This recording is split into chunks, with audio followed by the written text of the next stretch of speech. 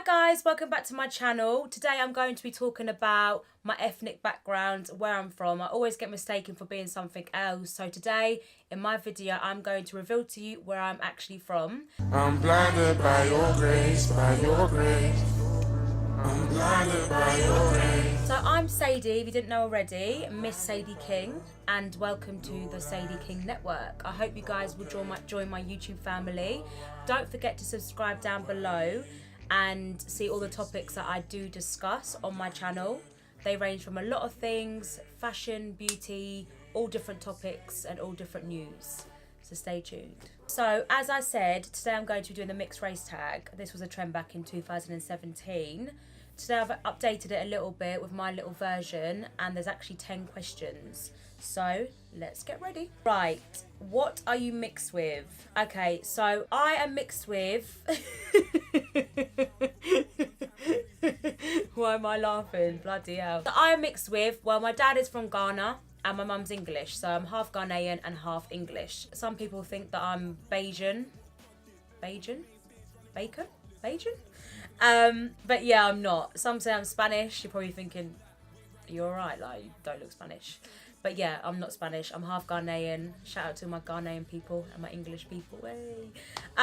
Yeah, so I've just answered question 2. Oh, bloody hell. What ethnicity have you been mistaken for, as I've just explained to you? So let's skip that question. Is your hair curly or straight? Well, right now I'm the braid gang, so you won't be able to sort of see. But from my other videos, if you look, obviously you can see I've had all different types of hair. Curly, straight, but my actual original natural hair is curly. It's very afro, so it's not loose curls, it's actually just sort of springs up. I've only just started looking after my hair properly. I know that's really bad, but yeah, I've started looking after it properly now, so you will see some videos on hair tutorials. Was coming from different backgrounds challenging growing up? I wouldn't say it was challenging. I was brought up in a very white area with my mum and my brothers and the rest of my family. So I didn't really know any different until I started getting older and, you know, looking into different things about my culture and whatnot. But in regards to the black side of me, I've never sort of, you know, I've never been to Ghana before. I never tried any of the food up until like a few years ago. So yeah, I'd say growing up now is a bit challenging, as in like people are like, oh, you've never tried, you know, Ghanaian food, or you can't speak their language, or you've never been to Ghana. Just sort of questions like that. I feel a bit like, oh, well, you know. Anyway, next question. Which backgrounds do you embrace the most? I would say my English side, because as I said, I did grow up in a very English area, English family. You know, my dad was living in a different area in London. I've never been to Ghana. My cousins are actually from Ghana, so probably just being around them a lot more. So over the last, like, you know, few years, I've learned a lot more about my, you know, about Ghana in that sense. So yeah, I'm trying to. I'd love to go to Ghana. You know, I'd love to see what it's like and just to really get to know my culture a lot more, because I don't know anything, and you know, if I have kids, I can't really say to them, oh, this is what it's like and blah blah blah. So I definitely want to be able to embrace that a lot more and learn a lot more about that as well. Next question. Have you ever been teased for being different? Not really. I think when I was younger there was a few comments, you know how kids are, but nothing serious. I get teased. I used to get teased about my eyes. People would say, oh, are you wearing contact lenses? I do get that probably still up until now.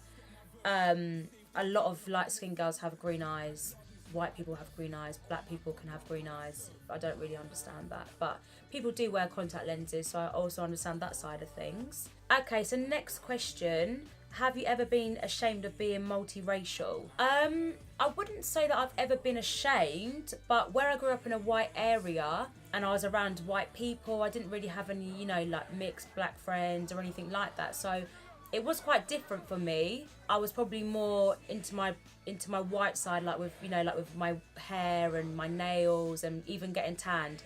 Yes, brown people do tan, because when it's winter we go pale. I know that's very hard to believe, but it's very true. So yeah, I wouldn't say I've ever been ashamed. I would say I was more used to being around white people and kind of doing things that sort of way, if that makes any sense. Question 8. Do you feel that being mixed has its benefits? In the summer, we tan more easily. I'd say that's definitely a benefit. Again, even in the winter, we go pale, we lose our colour a little bit, so that's not really, I'd say, a benefit. So the other benefits to being mixed is growing up with a white family and having a black family as well, you know, getting to know the two different cultures. I can go to, you know, my cousins and I fit in well with them. For me, I'd say I've got the best of both worlds. You know, I fit in with pretty much everyone, if that makes sense. Next question. What makes being multiracial a beautiful thing? Again, I've got the best of both worlds. You know, I get to look more into, you know, into the Ghanaian background and visit my beautiful country and mix with, you know, everyone that's sort of a part of my life in that sense. You know, I get to mix with all different people. I get to learn about all different types of food, you know, not just the same food. Don't get me wrong, anyone gets to learn about all different types of food, but it's more in your face, if that makes sense. And just, you know, just being able to, like, even see, like, you know, from the days of, like, slavery, how well black people are doing now and how noticed they're getting and how it should be, you know. There's, like, so much stuff still going on, which I won't get too deep into, but it's just good to see, like, you know, my people as well coming up and doing well and getting noticed. Any advice to someone who struggles with their multiracial identity? My advice would be, you are who you are.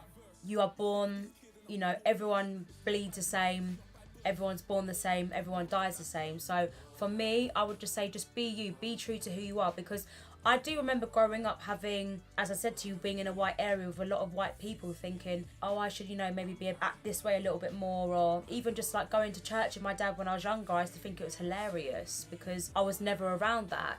So I'd just say, be true to who you are, you know. If your parents go to church, respect that, go to church, and just respect the fact that you actually are quite very lucky to have, you know, parents from a different country. It's very different, you know. They could be one parent from one country, another parent from a different country, so they're teaching you from two different worlds. So I'd say you're very lucky. And I'd also say, if you do get bullied or you do get teased about your skin colour or your hair or you've got different eyes, just honestly don't let it get to you, because a lot of people are jealous. I used to find that, you know, other people who I'd see bully others, it's just jealousy, you know.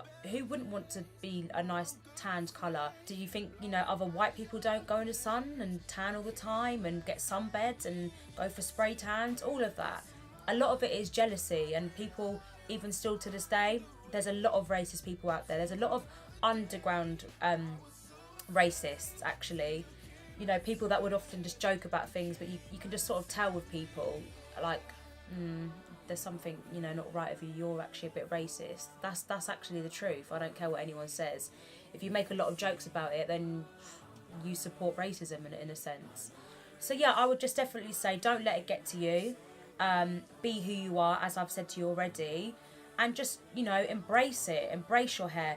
With my hair, I never used to sort of like it, you know. There wasn't a lot of products around in my area. I used to like just always wear weave, you know, like have braids. And only recently, obviously before I've had this done, I had my natural hair, and where I'm learning now how to take care of it, just to grow it, you know, like my edges, all of that. And there's so many tutorials online that help you. So I respect all the girls on YouTube that are doing the hair tutorials and making us light-skinned girls feel alive. So guys, I hope you enjoyed the video. It was something different, but as I said to you, there's going to be different topics I will be discussing. Anything you guys want to see, make sure you comment down below, like my video, and make sure you subscribe. In the next video, I will be doing something a bit more different, so make sure you stay tuned. And remember, whoever you are, whatever you look like, you are beautiful.